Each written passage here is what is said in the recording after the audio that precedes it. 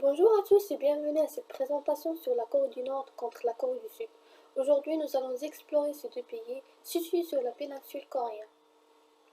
La Corée du Nord et la Corée du Sud sont deux pays qui ont connu des histoires et des destins politiques et économiques différents. Depuis la fin de la guerre de Corée en 1953, la Corée du Nord est dirigée par un régime communiste et fermé, avec une économie planifiée et contrôlée par l'État, tandis que la Corée du Sud est devenue une démocratie avec une économie de marché dynamique et en pleine croissance. Cette division a créé des défis pour les deux pays, notamment des tensions politiques et militaires, des séparations de familles et des différences idéologiques et économiques importantes. Malgré ces différences, les deux Coréens partagent une histoire et une culture commune, qui les lient étroitement.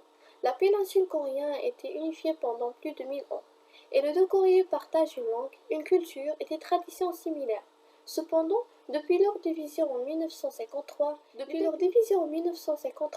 les deux pays ont évolué dans des directions opposées, avec des implications profondes pour la stabilité et la sécurité de la région.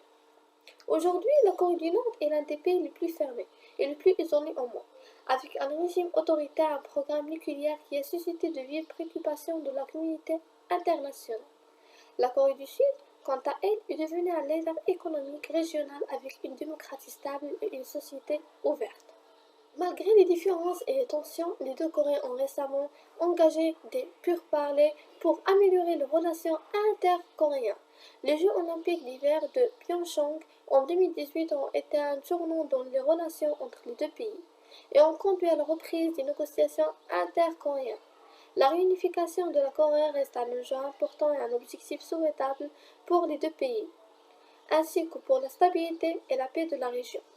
Donc, dans cette présentation, nous allons explorer les différences entre la Corée du Nord et la Corée du Sud, ainsi des efforts en cours pour améliorer leurs relations et pour parvenir à une réunification pacifique. L'historique du conflit entre les deux Corées. Le conflit entre les deux Corées remonte à la fin de la Seconde Guerre mondiale, lorsque la Corée a été divisée en deux zones d'occupation militaire, l'une sous contrôle soviétique au nord et l'autre sous contrôle américain au sud. En 1948, deux gouvernements séparés ont été créés, la République populaire démocratique de Corée au nord, dirigée par Kim Il-sung, et la République de Corée au sud, dirigée par Syngman Rhee. En 1950, la Corée du Nord a envahi la Corée du Sud, déclenchant la guerre du Corée.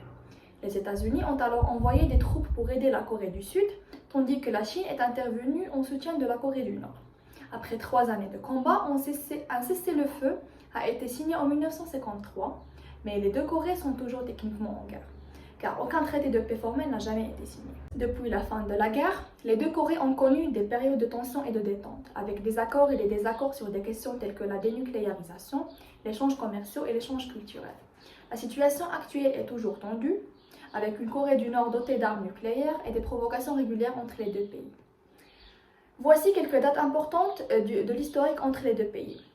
Le 15 août 1945 a également été un jour important pour la Corée, qui était alors une colonie japonaise depuis 1910, avec la reddition du Japon. La Corée a été libérée de la domination coloniale et les forces soviétiques et américaines sont entrées dans le pays pour établir une occupation temporaire. Cependant, cette libération a également marqué le début d'une nouvelle période difficile pour la Corée, car les forces soviétiques et américaines ont rapidement divisé le pays en deux zones d'occupation, la Corée du Nord sous influence soviétique et la Corée du Sud sous influence américaine.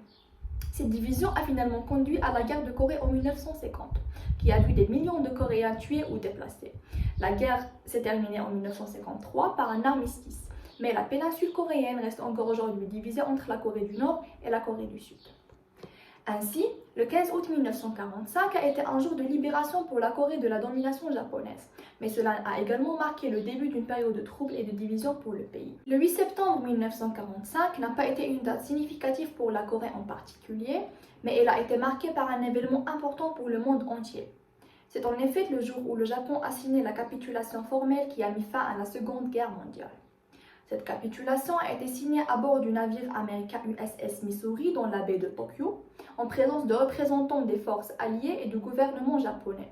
Cette capitulation a également mis fin à la domination coloniale du Japon sur la Corée, qui avait débuté en 1910. La fin de la guerre a eu des conséquences majeures pour la Corée, qui a été divisée en deux zones d'occupation, comme je l'ai expliqué précédemment. Cependant, les forces alliées n'ont pas immédiatement établi un gouvernement unifié pour la Corée, ce qui a créé des tensions et a finalement conduit à la division permanente du pays. Ainsi, bien que le 8 septembre 1945 n'ait pas été un événement majeur pour la Corée en soi, il a été un jour important pour la fin de la guerre et pour les événements qui ont conduit à la division de la Corée. Le 9 septembre 1948 a été une date importante pour la Corée, car c'est le jour où a été proclamée la République de Corée, également connue sous le nom de Corée du Sud, mettant fin à une période de gouvernance militaire qui avait suivi la fin de la Seconde Guerre mondiale. Le 15 août 1948, les élections avaient eu lieu pour l'Assemblée constituante qui avait pour mission d'écrire une nouvelle constitution pour le pays. Le 9 septembre, l'Assemblée constituante a adopté la nouvelle constitution et a élu Syngman Rhee comme premier président de la République de Corée. La proclamation de la République de la Corée a marqué une étape importante dans l'histoire du pays, car elle a permis de mettre en place un gouvernement démocratique stable après une période tumultueuse d'occupation étrangère et de gouvernance militaire. Cependant, la division de la péninsule coréenne en deux États distincts a également créé des tensions et a conduit à la guerre de Corée, qui a commencé en 1950 et a duré 3 ans. En somme, le 9 septembre 1948 a été un jour important pour la Corée du Sud, marquant la fin de la gouvernance militaire et la mise en place d'un gouvernement démocratique stable. Le 15 août 1948 est une autre date importante pour la Corée, car c'est le jour où la proclamation de la République populaire démocratique de Corée, également connue sous le nom de Corée du Nord, a eu lieu. Cette proclamation a été faite par Kim Il-sung, qui est devenu le premier dirigeant de la Corée du Nord. La nouvelle constitution nord-coréenne a été adoptée et la division de la péninsule coréenne en deux États distincts est désormais officielle. Cependant, contrairement à la Corée du Sud, qui a organisé des élections libres et instauré un régime démocratique, la Corée du Nord a établi un régime communiste strictement contrôlé par le Parti unique, le Parti du travail de Corée. Cette idéologie communiste s'est consolidée après la guerre de Corée, qui a vu la Corée du Nord soutenue par la Chine et l'Union soviétique, tandis que la Corée du Sud était soutenue par les États-Unis. Ainsi, le 15 août 1948 a été une date importante pour la Corée du Nord, marquant la proclamation de la République populaire démocratique de Corée et l'établissement d'un régime communiste dans le pays. Le 25 juin 1950 est une date importante pour la Corée, car c'est le jour où a commencé la guerre de Corée. Les tensions entre la Corée du Nord et la Corée du Sud, qui étaient restées élevées depuis la division de la péninsule coréenne en 1945, ont finalement éclaté un conflit armé. La guerre a commencé lorsque les forces nord-coréennes ont envahi le territoire sud-coréen, franchissant la frontière qui séparait les deux pays. Le gouvernement de la Corée du Sud a demandé l'aide des États-Unis et des Nations Unies, qui ont envoyé des troupes pour soutenir les forces sud-coréennes. Le 27 juin 1950 est le deuxième jour de la guerre de Corée, qui a commencé le 25 juin 1950 lorsque les forces nord-coréennes ont franchi la frontière entre la Corée du Nord et la Corée du Sud. Le 27 juin 1950, les forces nord-coréennes ont continué leur avancée vers le sud et ont atteint Séoul, la capitale de la Corée du Sud. En seulement quelques jours, la Corée du Sud a demandé l'aide de la communauté internationale pour faire face à l'invasion et les Nations Unies ont rapidement organisé une force de maintien de la paix, dirigée par les États-Unis et composée de troupes de plusieurs pays pour soutenir la Corée du Sud. Le 27 juin 1950 a également été marqué par une réunion d'urgence du Conseil de sécurité des Nations Unies qui a condamné l'agression nord-coréenne et a appelé à un cessez-le-feu immédiat. Cependant, la Chine et l'Union soviétique, qui étaient membres permanents du Conseil de sécurité, ont boycotté la réunion en signe de protestation contre l'exclusion de la République populaire de Chine de l'Organisation des Nations Unies. En somme, le 27 juin 1950 a été un jour important dans le déroulement de la guerre de Corée, marqué par l'avancée rapide des forces nord-coréennes vers la capitale sud-coréenne, la demande d'aide de la Corée du Sud et l'appel de la communauté internationale et un cessez-le-feu immédiat.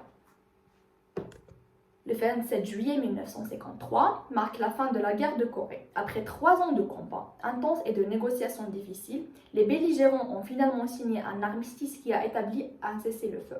Les négociations pour mettre fin à la guerre de Corée avaient commencé dès 1951, mais avaient été très difficiles en raison des désaccords entre les parties concernant les termes d'un accord de paix. Les pourparlers ont finalement abouti à la signature d'un armistice le 27 juillet 1953 qui a mis fin au combat et a établi une zone démilitarisée qui sépare toujours la Corée du Nord et la Corée du Sud à ce jour. L'armistice n'a pas mis fin à la guerre officiellement, car il n'y a jamais eu de traité de paix. Cela signifie que la Corée du Nord et la Corée du Sud sont toujours techniquement en guerre, bien que les hostiliers aient cessé il y a plusieurs décennies. Le conflit a coûté la vie à des millions de personnes, dont une grande partie étaient des civils. La guerre de Corée a également eu des conséquences importantes pour la région et pour la communauté internationale dans son ensemble, car elle a contribué à la consolidation de la division de la péninsule coréenne en deux États distincts et a renforcé la rivalité géopolitique entre les États-Unis et l'Union soviétique pendant la guerre froide. La différence entre la culture de la Corée du Nord et la Corée du Sud. La Corée du Sud partage sa culture traditionnelle avec celle de la Corée du Nord. La culture coréenne est influencée par celle de la Chine, mais elle est essentiellement distincte. La culture traditionnelle a été également influencée par le bouddhisme et le confucianisme, et elle-même influencé la culture japonaise. Depuis leur séparation en 1945, les deux Corées ont développé des formes contemporaines distinctes de la culture. Premièrement, on va présenter la culture de la Corée du Nord, selon plusieurs axes. La société nord-coréenne. Les Nord-Coréens sont radicalement différents de leurs voisins du Sud, timides au premier abord. Ils se montrent généralement très amicaux, curieux et polis. La guerre de Corée demeure une obsession nationale et le Nord se présente comme une victime des forces impérialistes américaines et japonaises. Le nationalisme et la fierté farouche de la population découlent de l'éducation dès leur plus jeune âge. Max, là, en raison de l'intérêt de Kim Jong-il pour le 7e art, le cinéma nord-coréen suscite un véritable émergement dans le pays et reçoit un généreux financement depuis des décennies. Pulgasari, le film nord-coréen le plus connu. La littérature nord-coréenne est quasi inexistante, malgré un débat artistique dans les années 1950, toute forme d'expression non contrôlée par le parti a été réprimée. Les librairies proposent une sélection d'ouvrages incroyablement limitée. Le troisième axe, le sport, le football et le sport national. Et les étrangers peuvent parfois assister à un match international au Pyongyang. Les rencontres nationales sont interdites aux étrangers. Vous verrez sans doute des habitants des deux sexes jouer ensemble au volley. La grande victoire sportive de la Corée du Nord remonte à la Coupe du monde de football à 1966 en Angleterre, quand son équipe étonna la planète en battant l'Italie avant de s'incliner face au Portugal en quart de finale. Le quatrième axe, la cuisine. Plats de base et spécialités. Les touristes sont somptueusement nourris selon les critères nord-coréens.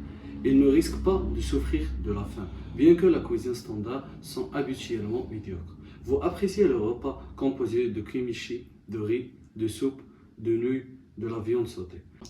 Les végétariens devront se contenter d'une nourriture un peu fade, qui met l'accent sur le riz, les œufs et les concombres. Les barbecues de canard et de sèche seront offerts aux touristes sont excellents. Et maintenant, on va présenter la culture de la Corée du Sud, selon plusieurs axes. L'histoire. Après la guerre, la République de Corée du Sud, régime autoritaire sous le gouvernement autocratique de Sigmund Rhee et la dictature Park Chung-hee, a connu une croissance économique rapide. La Corée du Sud maintient des efforts en vue d'améliorer la situation malgré les menaces autour du programme nucléaire du Nord. Deuxième axe, cuisine. On vous proposera systématiquement des légumes qui auront macéré dans des jarres sous terre. Cette pratique remonte à l'époque où les paysans extrêmement diminués n'avaient que ce moyen de conservation des aliments. Troisième axe, le sport. Les Sud-Coréens sont connus pour le football comme sport national. Ils ont remporté la médaille d'or aux Jeux asiatiques en 2019 contre le Japon. Selon le Fonds monétaire international, la Corée du Sud a une économie développée et démocratique avec un PIB de plus de 1,6 billion de dollars et un PIB par habitant d'environ 33 000 dollars. Tandis que la Corée du Nord a une économie planifiée, centralisée sous un régime communiste autoritaire, avec un PIB d'environ 28,5 milliards de dollars et un PIB par habitant d'environ 1000 dollars. La Corée du Sud est un leader mondial dans les domaines de la technologie, l'électronique grand public et des télécommunications, des semi-conducteurs et des technologies de l'information. Tandis que la Corée du Nord a un niveau de technologie beaucoup plus faible en raison de sa politique économique centralisée et des sanctions internationales. Le taux de chômage en Corée du Sud était de 3,8% en 2021, tandis que le taux de chômage en Corée du Nord est difficile à mesurer mais est estimé comme étant assez élevé. Les différences économiques et technologiques entre les deux Corées sont largement dues à leur histoire et leur géographie et leur politique. Bonjour à toutes et à tous, j'espère que ça va. Alors, pour citer les différences et établir une comparaison qui sera juste et fiable entre la Corée du Nord et la Corée du Sud en termes de puissance des armées, il convient d'abord de prendre en compte quelques événements politiques, économiques et historiques qui ont encore un impact sur le contexte dans le vivant aujourd'hui. Ainsi, cette démarche sera importante pour nous assurer d'éviter tout biais qui pourrait influencer notre jugement et nous éloigner de l'objectivité. D'abord, ce qu'il faut souligner, c'est que la Corée du Sud a bénéficié des milliards de dollars de la part des États-Unis en particulier et le camp capitaliste en général, après la Seconde Guerre mondiale. Et le camp capitaliste a financé la Corée du Sud et d'autres plusieurs pays afin de démontrer, bien sûr, l'efficacité de son idéologie politique et économique, draguer le maximum des pays à l'adopter. Mais pour moi, c'était plus pour banaliser ou, comment dirais-je, caricaturiser la théorie de Karl Marx du communisme et dire qu'il ne fonctionne que théoriquement. La deuxième chose qu'on doit souligner, c'est que nous comparons deux pays complètement différents. L'un capitaliste, l'autre est communiste. L'un avec une population de 50 millions, l'autre avec une population de 25 millions. L'un majoritairement bouddhiste et l'autre où le souverain c'est qui est sacré et qui est divin. Il est considéré l'alpha et l'oméga de son peuple. D'un côté, on a une démocratie libérale. D'un autre, on a une dictature soumise à un embargo depuis les années 60. D'un côté, on a la Corée du Sud qui compte sur les États-Unis, le Japon, la Chine, qui sont ses alliés. Mais de l'autre côté, la Corée du Nord n'a que la Syrie et le Venezuela. Alors, en prenant en compte ces informations, nous pouvons construire un firewall, on peut dire, pour éviter tout biais émotionnel et analyser les statistiques d'une manière précise. Et enfin, pour être juste dans nos conclusions. Alors, selon le site The Global Firepower, la Corée du Sud est classée la 6e sur la liste de pays possédant les armées les plus puissantes, tandis que la Corée du Nord est classée la 34e. La Corée du Sud avec un effectif de 500 000 soldats actifs et de 3 millions qui sont réservistes.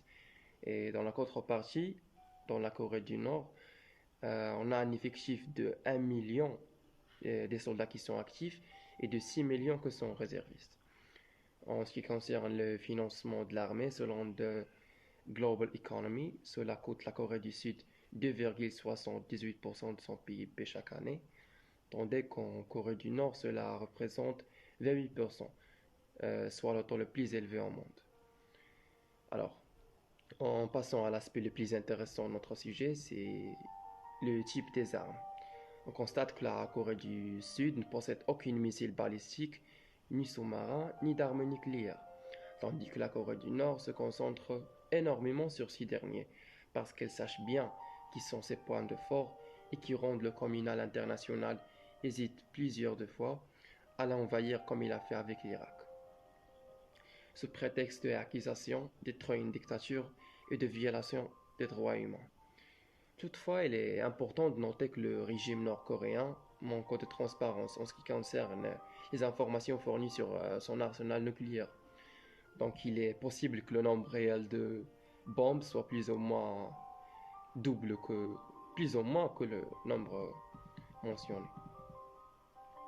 Alors, le grand écart qui se voit évidemment entre le nombre d'armes nucléaires entre la Corée du Sud et la Corée du Nord s'explique par plusieurs facteurs.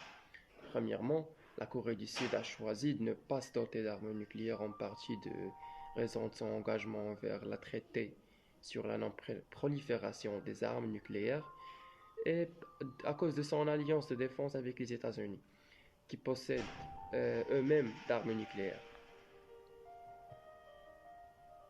Enfin, même si la balance peut nous apparaître penchée en faveur de la Corée du Nord, il ne faut pas oublier que le régime nord-coréen est en alliance avec les États-Unis et avec la majorité des membres du NATO. Donc, ça sera difficile de dire qui est meilleur entre les deux armées, car cela dépend de critères que l'on utilise. Mais si on se base seulement sur les chiffres, Bien sûr, la Corée du Nord semble plus puissante. Merci. Bonjour, je m'appelle Sarah et je suis chargée de vous expliquer et de vous introduire l'axe qui porte sur le mode de vie entre de la population qui existe entre la Corée du Sud et la Corée du Nord et les différences qui existent entre eux. Donc ici, on a entre l'hémisphère du Nord et le paradis du Sud. C'est ce que le monde réclame et c'est ce que la population du monde assume que donc la Corée du Nord, c'est un enfer dont les Nord-Coréens souffrent de circonstances de vie qui sont très difficiles à supporter. Par contre, la Corée du Nord, qui est comme la Corée du Sud, plutôt qui est comme le paradis où les gens ont accès plusieurs facilités dans leur vie. Donc, on a ici quelques modes de vie. Donc, en Corée du Nord, on va commencer dans un premier temps avec la Corée du Nord. Donc, on a ici une multitude d'interdictions en publicité. Donc, la Corée du Nord est connue par la multitude d'interdictions. Il y a beaucoup d'interdictions qu'il faut donc respecter et qu'il faut éviter, donc éviter de le faire le maximum possible pour ne pas être conduit par l'État ou par la loi. Donc on a ici la première interdiction qui existe en Corée du Nord, c'est l'interdiction de choisir sa coupe de cheveux. Donc il est interdit d'aller chez un coiffeur et de lui demander de vous faire la coupe des cheveux que vous espérez, parce qu'il y a déjà des coupes de cheveux qui se sont mises pour la population nord-coréenne et qu'ils les doivent respecter. On a aussi l'interdiction de cette équipe, donc cette loi-là a été mise par le président ou le dictateur nord-coréen lui-même, Kim Jong-un, parce que son nom, c'est Kim, et donc il a mis cette loi pour la première fois en 2011. Donc il interdit tous les gens plutôt, qui ont des nouveau-nés d'appeler leur nouveau-né par le nom Kim, car selon lui, donc, il est le seul qui peut porter ce nom-là parce que personne ne lui semble dans sa croyance, par rapport à sa croyance.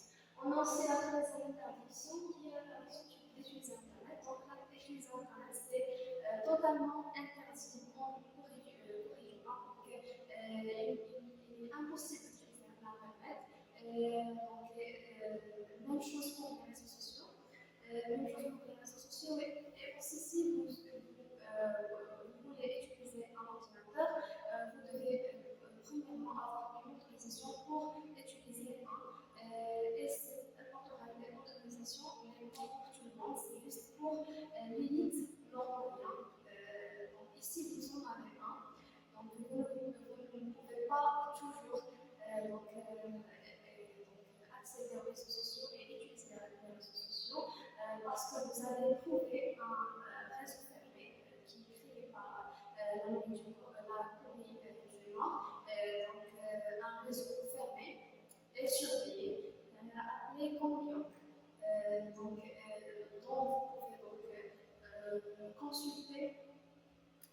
vous pouvez consulter les sites de propagande coréens avec les mails estimés. On a aussi la quatrième interdiction, on a aussi 10% de la population possède un téléphone. Donc les téléphones, c'est pas comme le reste du monde, dont on trouve toutes les générations et toutes les personnes possèdent un téléphone dans leur main et peuvent faire des appels, peuvent envoyer des messages. En Corée du Nord, c'est pas le cas, car c'est juste 10%, c'est-à-dire l'élite encore nord-coréen qui peut avoir un téléphone, et c'est pas comme les téléphones. Les téléphones qu'on sait tous, c'est plutôt comme des talkie-walkie qui ont été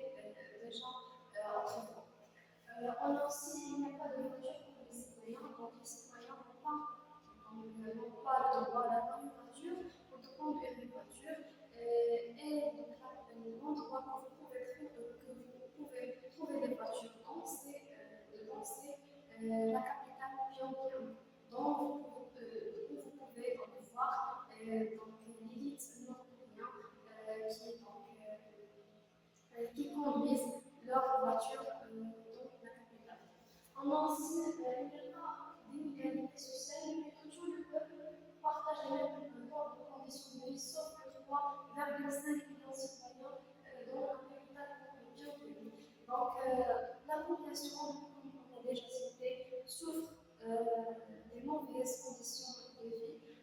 Donc, ils souffrent de la misère, de la pauvreté, de plusieurs choses, contrairement aux citoyens qui habitent à la capitale Pyongyang et leur nombre s'estime en près de 3,5 millions de citoyens et qui ont plusieurs droits et plusieurs facilités dont leur vie. On a aussi également une chance de gestion sociale à travers le recours, car l'État impose les gens à travailler dans le même métier que leurs parents. Donc, il est impossible pour un citoyen nord-coréen qui souffre de la pauvreté de penser ou de changer sa situation sociale et de devenir riche via un emploi ou un travail,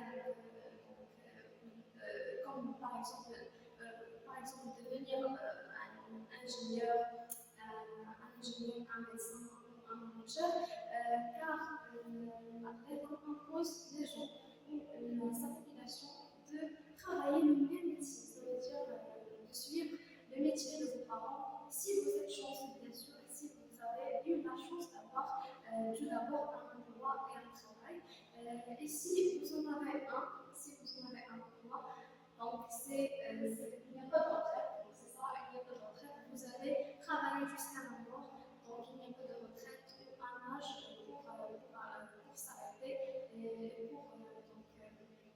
pour arrêter le travail. Interdiction d'avoir une religion, donc dans la Corée du Nord, c'est interdit d'avoir une religion, contrairement aux autres pays du monde dont le peuple a le choix de choisir, ou la personne plus particulièrement a le choix de choisir sa religion et ses croyances. D'accord? Donc, on a ici des photos. Ce sont des photos qui mettent l'accent sur ce qu'on a déjà cité et sur le mode de vie de la population nord-coréenne. On a ici des photos qui montrent des coupes de cheveux qui sont accessibles pour les femmes nord-coréennes et pour les hommes nord-coréens aussi. Donc pour les femmes, il y a 18 coupes de cheveux qu'ils peuvent avoir. Et pour les hommes, il y a juste 8 coupes de cheveux qu'ils peuvent avoir. D'accord? Et pour la troisième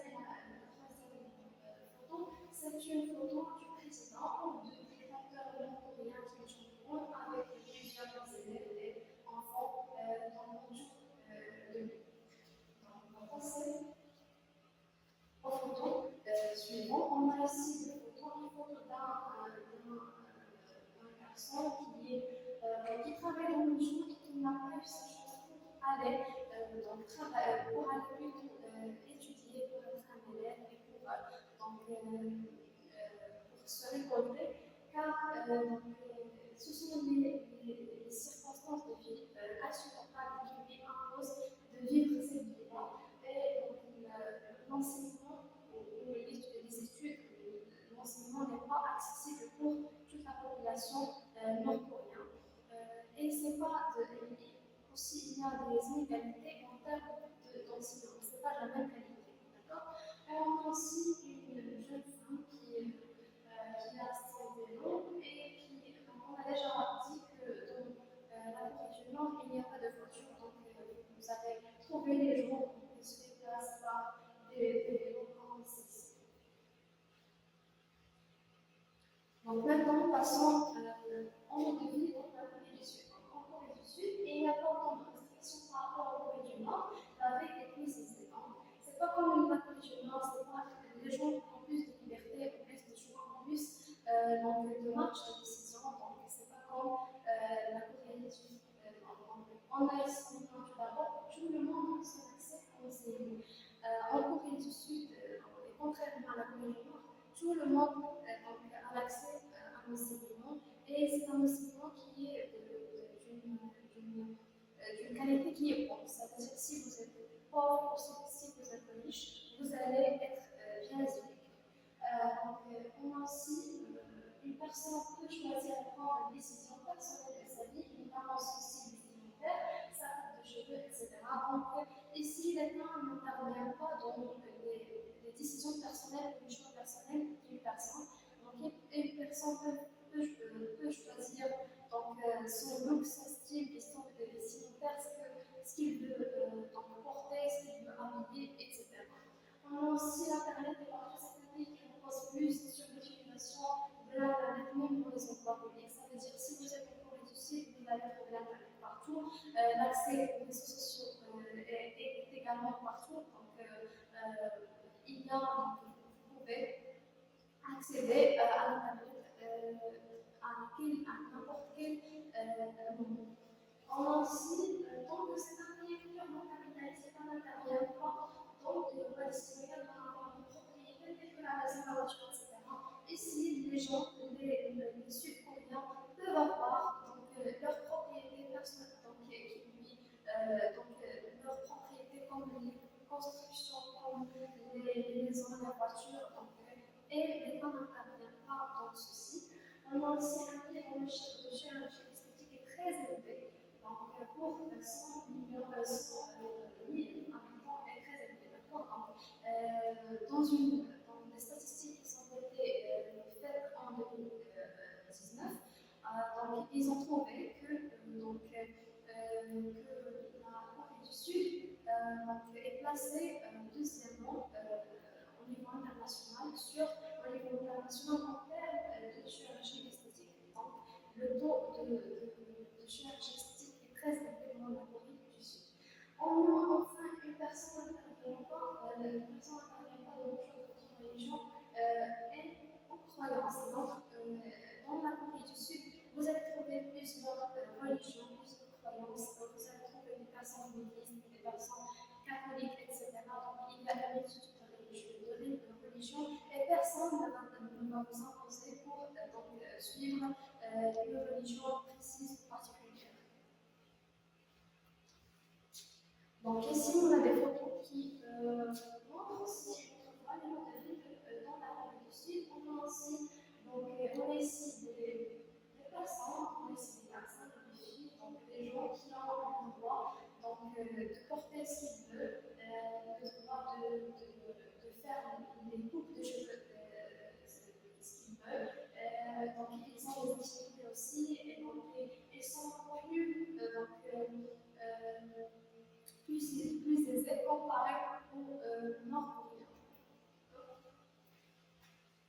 Et on a aussi une photo qui montre la différence. C'est une photo qui est capturée par un satellite dans la nuit. Et cette photo-là, elle montre clairement la différence qui existe, capture clairement la différence qui existe entre la Corée du Nord et la Corée du Sud. Vous allez voir que la Corée du Nord, pendant la nuit, elle était séquente.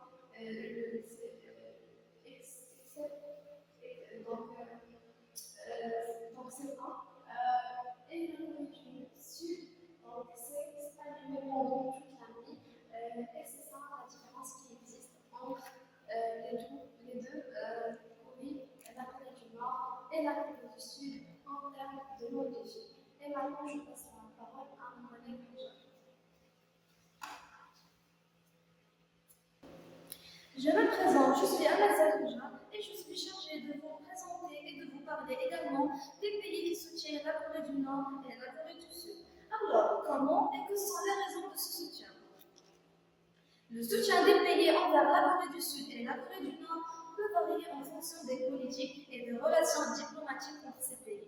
La Corée du Sud a des relations étroites avec de nombreux pays, en particulier les États-Unis, le Japon et l'Union européenne, qui lui permettent un soutien économique et militaire important. Ces pays ont des alliances de défense avec la Corée du Sud et ont fourni une aide financière, des investissements, des échanges commerciaux et une assistance technique pour soutenir son développement économique. D'autre part, la Corée du Nord est soumise à des sanctions économiques internationales en raison de son programme nucléaire et de missiles balistiques, ce qui limite son accès aux ressources économiques et à l'aide internationale. Cependant, des pays comme la Chine et la Russie ont soutenu la Corée du Nord en fournissant de l'aide économique et en s'opposant à certaines sanctions internationales. Ensemble, le soutien des pays envers la Corée du Sud et la Corée du Nord dépend de nombreux facteurs, notamment les alliances militaires, les relations diplomatiques, les intérêts économiques et les préoccupations géopolitiques.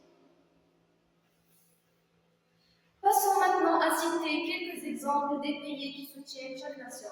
Commençons d'abord par les pays qui soutiennent la Corée du Sud. Alors, on trouve les États-Unis, l'Allemagne, le Japon et l'Australie. Passons maintenant à celles qui soutiennent la Corée du Nord. Ici, on trouve la Chine, l'Iran, et la Russie et le Venezuela. Nous aborderons dans un premier temps les raisons qui poussent les pays à soutenir chaque nation. Les pays qui soutiennent la Corée du Sud et la Corée du Nord le font pour diverses raisons. Tout d'abord pour des intérêts économiques. De nombreux pays ont des relations économiques importantes avec la Corée du Sud et cherchent à maintenir ces relations en soutenant le pays. Passons maintenant aux alliances militaires. Certains pays ont des alliances militaires avec la Corée du Sud, comme les États-Unis et le Japon, et cherchent à soutenir leurs partenaires stratégiques dans la région. Puis, on a les valeurs démocratiques. De nombreux pays soutiennent la Corée du Sud en raison de son système politique démocratique et de son respect des droits de l'homme. Et enfin, on va traiter le soutien de la Corée du Nord.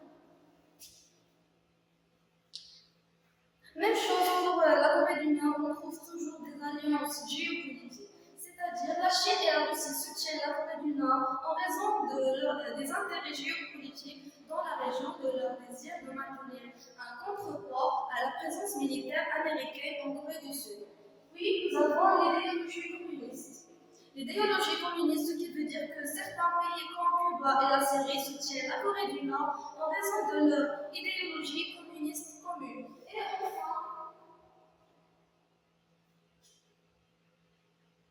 Et enfin, on a la volonté de maintenir la stabilité régionale. Certains pays soutiennent la Corée du Nord dans le but de maintenir la stabilité dans la région, craignant que l'effondrement de la Corée du Nord ne conduise à une crise humanitaire et à une instabilité régionale. Dans le deuxième temps, nous traiterons la manière dont les pays soutiennent la Corée du Sud et la Corée du Nord. Alors, les pays soutiennent la Corée du Sud et la Corée du Nord de différentes manières. Voici quelques exemples. Commençons tout d'abord par le soutien de la Corée du Sud. On a tout d'abord l'aide militaire. Les États-Unis et d'autres pays soutiennent la Corée du Sud en fournissant une aide militaire, notamment en matière de formation, d'équipement et de technologie. Puis nous avons une aide économique. De nombreux pays soutiennent la Corée du Sud en investissant dans son économie, en offrant des accords commerciaux et en fournissant de l'aide financière. Puis nous avons la diplomatie. En termes de diplomatie, les pays soutiennent également la Corée du Sud en engageant des relations diplomatiques et en offrant une coopération dans les affaires internationales. Passons maintenant au soutien de la Corée du Nord. Alors, en termes économiques, la Chine est le principal partenaire commercial de la Corée du Nord et fournit une aide économique importante à ce pays. Puis, nous avons l'aide militaire. La Chine et la Russie sont des principaux fournisseurs d'aide militaire à la Corée du Nord. Et enfin, on a la diplomatie. Les pays qui soutiennent la Corée du Nord cherchent à préserver la stabilité de la région et à maintenir également les relations diplomatiques avec le pays, malgré les tensions internationales. Il reste à mentionner que les raisons pour lesquelles les pays soutiennent la Corée du Sud et la Corée du Nord peuvent être complexes et peuvent varier selon les pays, et que ces informations peuvent changer avec le temps et que la politique étrangère des pays peut évoluer en fonction des circonstances. Maintenant, je passe la parole à ma collègue Wissal Abou Abdillah qui va traiter s'il existe un témoignage sur la réconciliation entre les deux Corées. Bonjour, je me présente. Je m'appelle Wissal Abou Abdillah et je vais mettre l'accent sur cet axe, portant sur la réconciliation entre les deux Corées. La Corée du Nord et la Corée du Sud. Peut-on témoigner une réconciliation entre ces deux pays ? Il y a eu des moments dans l'histoire, et récemment même, où les deux pays ont cherché à se réconcilier. En 2018, à titre d'exemple, les dirigeants de ces deux pays ont tenu un sommet historique à la frontière entre les deux Corées. Une première rencontre après plus de 10 ans. En outre, les deux pays ont participé aux Jeux olympiques d'hiver afin de promouvoir l'amitié et la compréhension mutuelle entre les deux peuples. De plus, la Corée du Nord et la Corée du Sud ont ouvert une liaison téléphonique directe, ce qui permet une communication plus rapide et plus facile en cas de besoin. Ensuite, démantèlement du site d'essai nucléaire. En effet, les dirigeants de la Corée du Nord et la Corée du Sud ont signé une déclaration commune dans laquelle ils se sont engagés à travailler ensemble afin de dénucléariser la péninsule coréenne et la réunification pacifique. Puis, visite de familles séparées. En effet, à cause de la guerre des Corées, les deux familles se sont séparées. Et après 3 ans, ils se sont rencontrés enfin.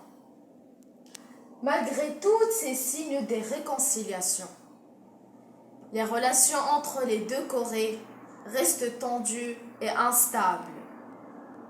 C'est difficile à prédire si et quand une réconciliation durable se produira, mais cela dépend en grande partie de l'évolution des politiques et des relations entre les deux Corées, ainsi que les influences externes telles que les États-Unis et la Chine. La division de la Corée en deux entités distinctes, la Corée du Nord et la Corée du Sud, a créé une situation complexe et tendue sur la péninsule coréenne. Malgré les défis rencontrés par les deux pays, ils ont connu des développements différents et ont évolué dans des directions politiques et économiques opposées. La Corée du Sud a connu une croissance économique remarquable tandis que la Corée du Nord a été isolée et soumise à des sanctions internationales en raison de son programme nucléaire. Toutefois, malgré leurs différences, les deux Corées ont un passé et une culture commune et partagent une histoire complexe qui les lie étroitement. Leur unification reste un enjeu important et un objectif souhaitable pour les deux pays, ainsi que pour la stabilité et la paix de la région.